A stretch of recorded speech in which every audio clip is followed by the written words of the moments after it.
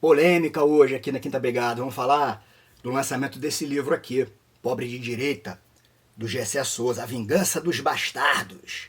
O que explica a adesão dos ressentidos à extrema-direita. Me interessei.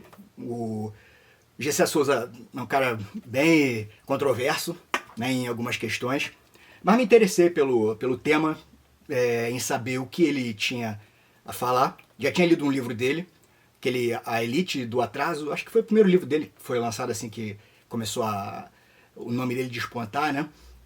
E já naquela leitura eu achei algumas coisas muito controversas do que ele falou lá, né? E nesse aqui também tem bastante problema. É uma leitura interessante, mas tem bastante problema em relação a ela. Vamos falar, dar um resumo mais ou menos das principais ideias contidas aqui no livro, tá? Tá gerando muita polêmica, porque, primeiro, o pessoal não gosta desse termo, né? O pobre de direita. Tem muita gente na esquerda que não gosta desse termo. Vi uma entrevista lá do Galo, aquele rapaz lá de São Paulo que é entregador. É um cara bacana, ele tem umas ideias legais, tem uma atitude maneira também. É um cara que entende ali a realidade que ele passa, né? Como trabalhador precarizado. Mas, às vezes, também se confunde em algumas coisas. No caso aqui, ele falou mal do livro, né? Pelo termo aí, o pobre de direita. Mas ele se confundiu porque ele não quis nem procurar saber o que está falando o livro, né? Então, ele já falou, pô, isso aí é coisa para playboy branco, de esquerda, o cara tá querendo botar a culpa aí nos pobres, né, e tudo mais, e como se fosse o povo brasileiro culpado pelo que acontece, mas não é bem assim, porque se ele tivesse pelo menos lido ali, ou visto alguma resenha antes, algum vídeo que falasse, ele ia ver que não está falando exatamente da camada mais pobre da sociedade. Está falando ali da camada entre 2 e 5 salários mínimos, tá? Que é um pessoal que não é extremamente pobre, é pobre, né, mas não é extremamente pobre, comparando, né, com a população, com o padrão de consumo do Brasil.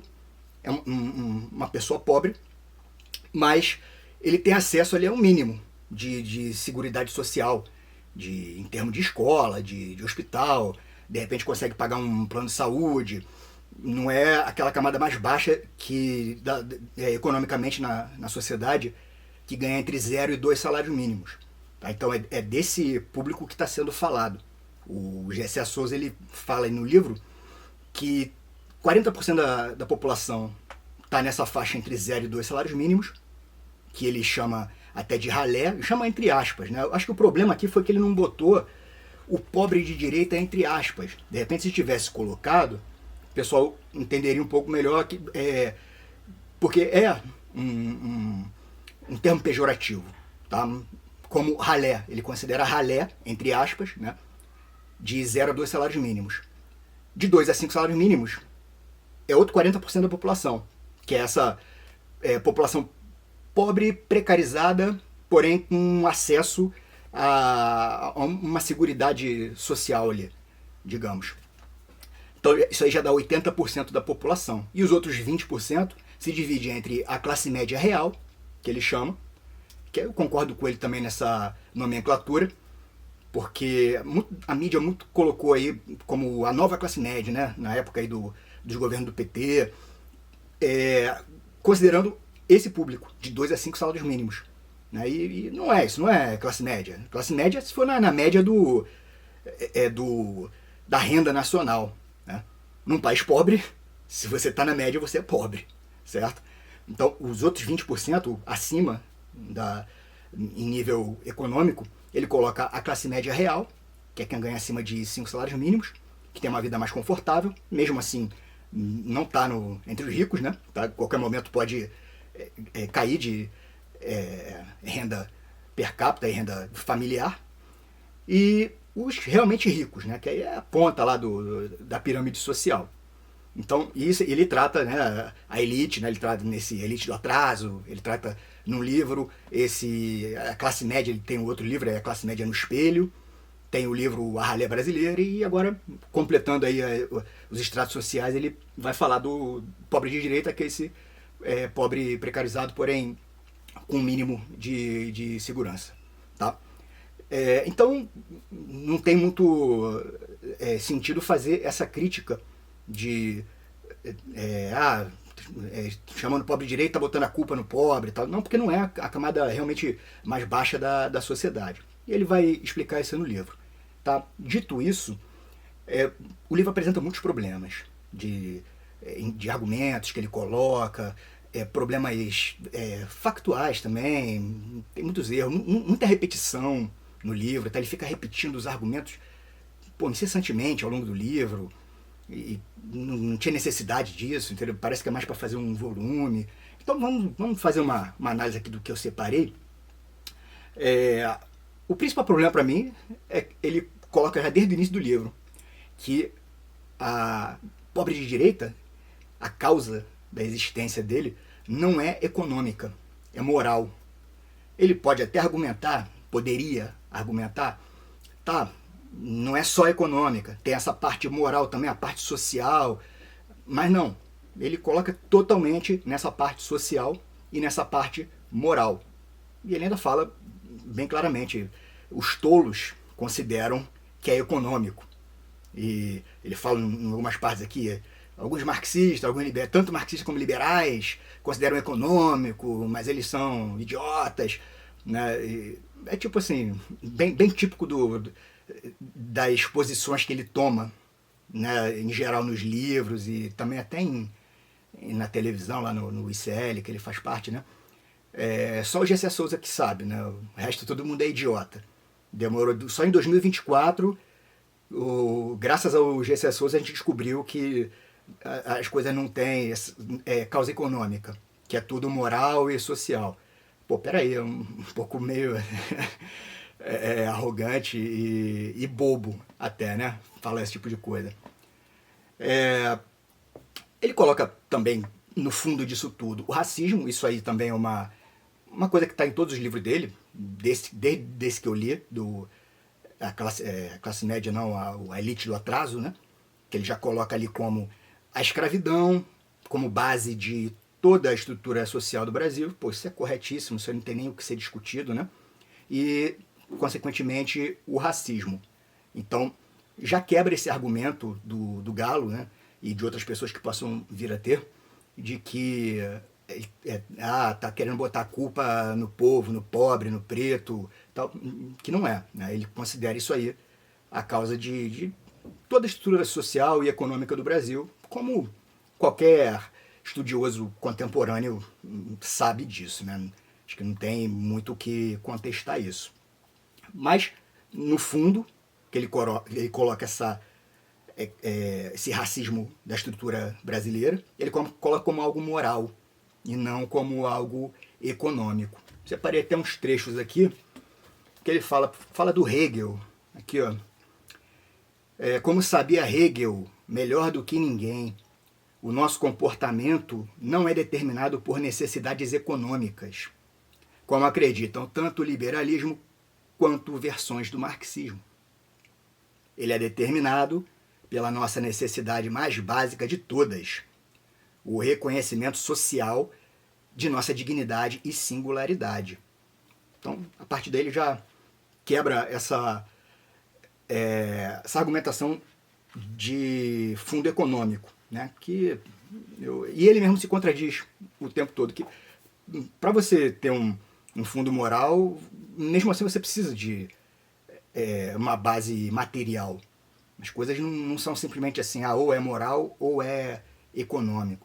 Né? Se fosse isso, se as pessoas só quisessem reconhecimento social, sem nenhuma interferência do mundo econômico, das estruturas materiais, seria muito simples. A pessoa viraria um monge desse, né?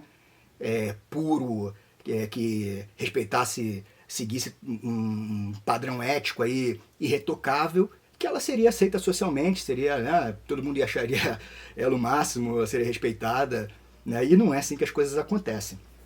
Outro trecho aqui que ele colocou, isso é engraçado. A luta de classes existe sim, mas ela não é econômica, nem comandada pela economia, como acreditam tanto liberais quanto muitos marxistas. de novo a mesma frase, a mesma colocação, né? Tanto liberais quanto muitos marxistas, e fica se repetindo, não só nisso, né? Vários outros argumentos, e às vezes enche o saco isso na leitura do G.S. Souza. E a outra parte ele bota aqui também. Uma criança de classe média recebe sem esforço, pela simples internalização e incorporação de exemplos de comportamento dos pais e familiares em geral, como hábito da leitura, o estímulo ao pensamento abstrato, a disciplina, ao pensamento prospectivo e a capacidade de concentração. Então aí também está bem claro, né? A base material. Ele está falando isso aqui, que existe uma distinção já de berço, né, que quebra a questão da meritocracia, né, que a gente sabe que, não, todo mundo começa ali, todo mundo tem a mesma chance. Claro que não é isso que acontece. Então esse é o primeiro dos problemas os argumentos dele durante o livro, tá? Tem seus méritos, depois eu vou falar dos outros dois problemas aqui que eu vi também assim bem, uns 2 ou 3 a mais aí, né? Tem seus méritos, tá? Depois da parte introdutória ali que ele fala qual é o objetivo do livro, o que ele vai seguir, tem um capítulo bem legal, que ele fala sobre a gênese dessa hegemonia capitalista, hegemonia no sentido gramsciano, tá? De ideia que perpassa toda a sociedade e que o próprio oprimido ele concorda com a ideia do opressor em detrimento dele mesmo, né? Então ele faz ali, coloca ali desde do século XX como essas ideias surgiram, como esse método surgiu para, como ele fala, gerar consenso, né? Criar um consenso. E essa parte é interessante, é um capítulo interessante. Apesar de um outro erro ali bem específico. Por exemplo, ele fala que todas as mudanças no século XX elas vêm dos Estados Unidos, sem exceção. Ele fala assim, talvez o fascismo e o nazismo na Alemanha. Cara, Revolução Russa, Revolução Chinesa, tem tanta coisa importante fora dos Estados Unidos e fora do Ocidente que aconteceu para moldar o mundo contemporâneo, que é muita falta de conhecimento, né, de história. Ele é um sociólogo, ele não é historiador, falar esse tipo de coisa. E aí no capítulo seguinte, ele começa a falar do Brasil. Aí que vem, né, as grandes falhas. Primeiro essa, que eu já falei da questão da economia e da moral, que ele fica se repetindo o tempo todo, e eu não concordo de jeito nenhum com isso, tá? Depois tem uma coisa também que ele fala que o Getúlio foi o primeiro cara a lutar contra o racismo no Brasil, que a partir do governo de Getúlio Vargas, o racismo não pôde mais ser exposto publicamente no Brasil, que meio que ficou assim um racismo, pegava mal socialmente, o cara ficava envergonhado de falar, de ser abertamente racista. Olha, particularmente, o G.S. Souza é bem mais velho que eu. Ele nasceu em 60, ele tem 22 anos mais velho do que eu. E eu, que nasci em 82, presenciei muita situação de racismo no Brasil abertamente. Eu ia nos estádios de futebol e os cantos de qualquer torcida eram racistas abertamente. Hoje em dia, diferente.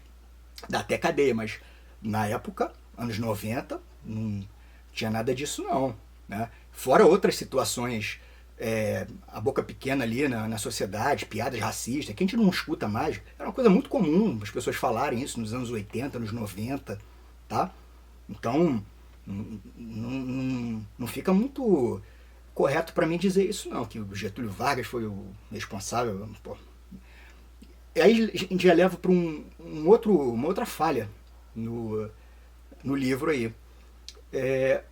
Que ele tira totalmente ali a responsabilidade dos governos do PT, né, do Lula, da Dilma, o que foi feito em relação à população. Muita coisa que favoreceu a população foi feita, né? Mas, por outro lado, a gente vê que não foi uma mudança tão profunda assim como poderia ter sido. E isso é totalmente ignorado, pelo contrário. É só glória para governo do Lula, da Dilma e do Getúlio Vargas. Ele coloca aí ao longo do livro também algumas vezes, umas 3 ou 4 vezes, que toda vez que um governo que luta pelo bem-estar da população, ele chega ao poder, as elites dão um golpe, né? Como deram um golpe no Getúlio Vargas, deram um golpe no João Goulart e depois deram um golpe na Dilma, né?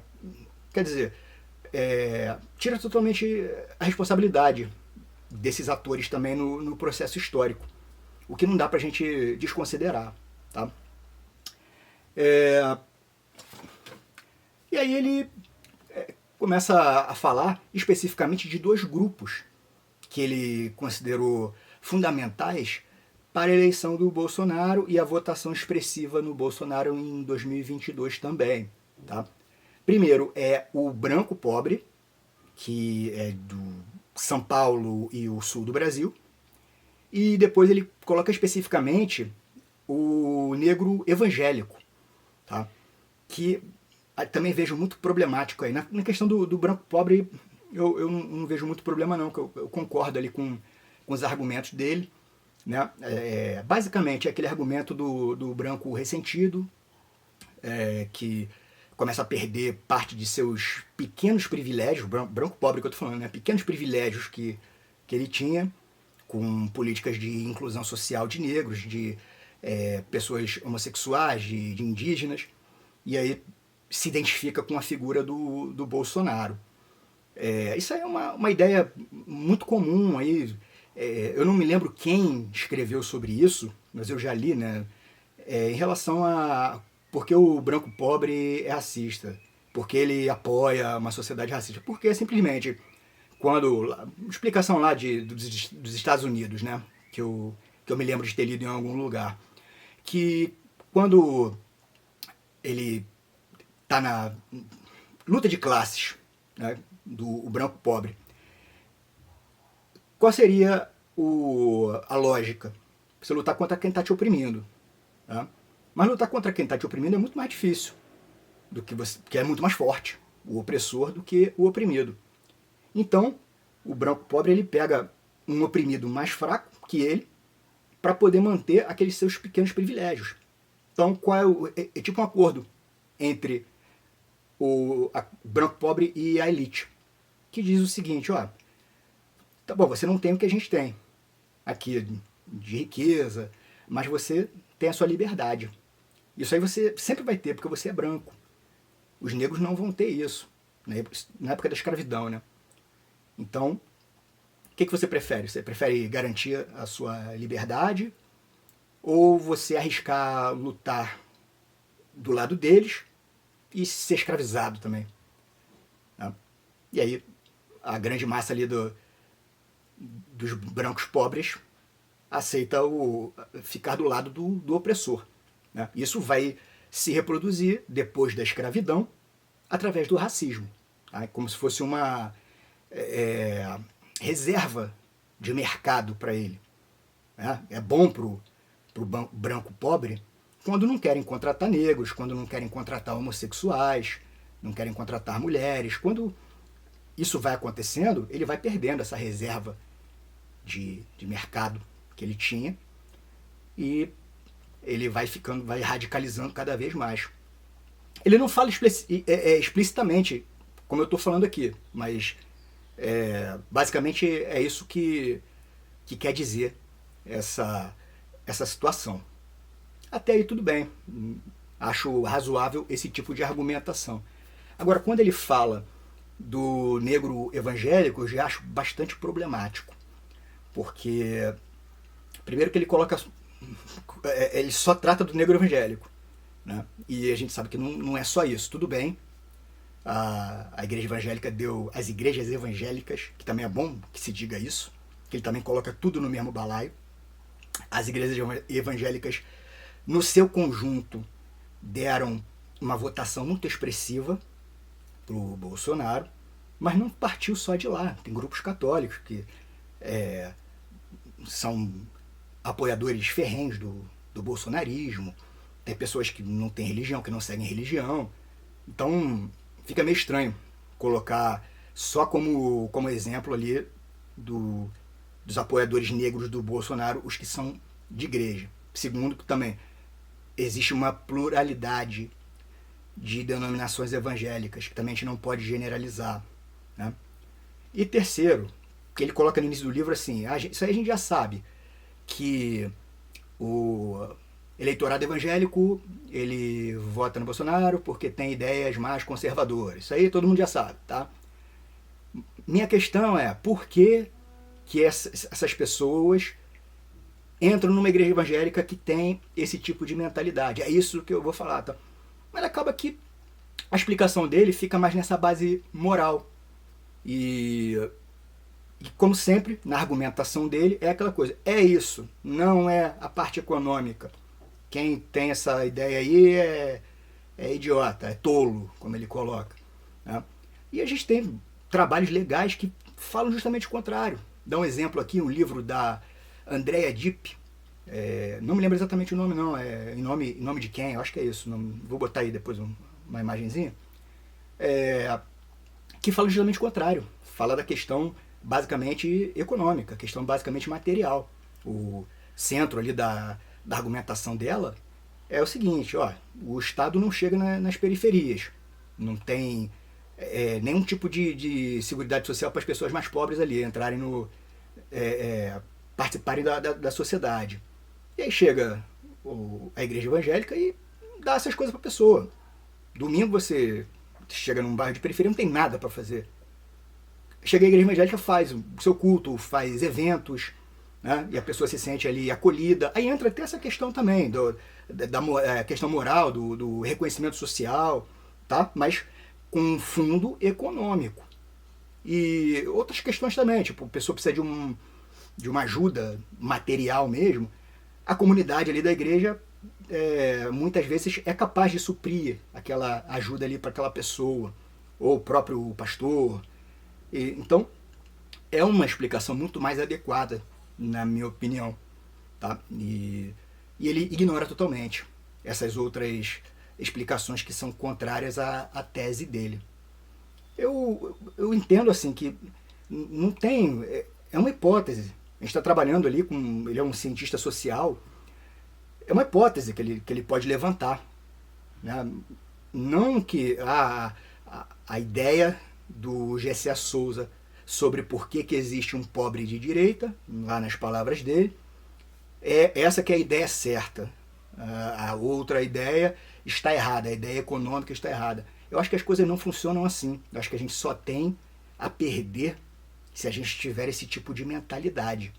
De uma ideia, pô, tá falando de ciências sociais, ciências humanas. Tá? Então, tive vontade de ler o livro por conta disso. Queria conhecer as ideias dele, queria saber o que ele falou, o que ele pensou a respeito, mesmo não concordando com tudo. Algumas coisas eu concordei, como eu falei aqui.